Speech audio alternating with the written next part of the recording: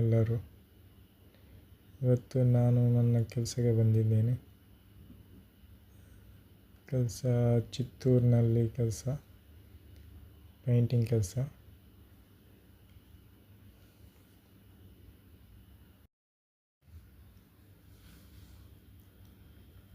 ಹಾಗೆ 4 ಮನೆ ಇದೆ ಇಲ್ಲಿ.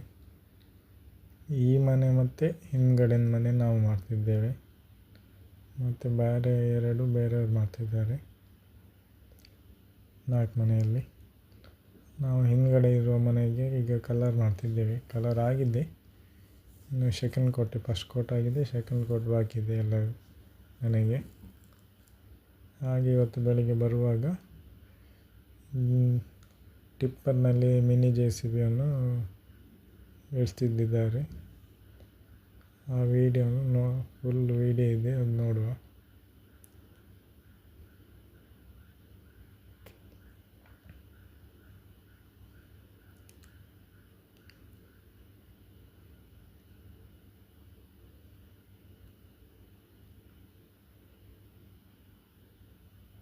ನೋಡಿ ಹಿಂಗೆ ಇಳಿಸ್ತಾರೆ.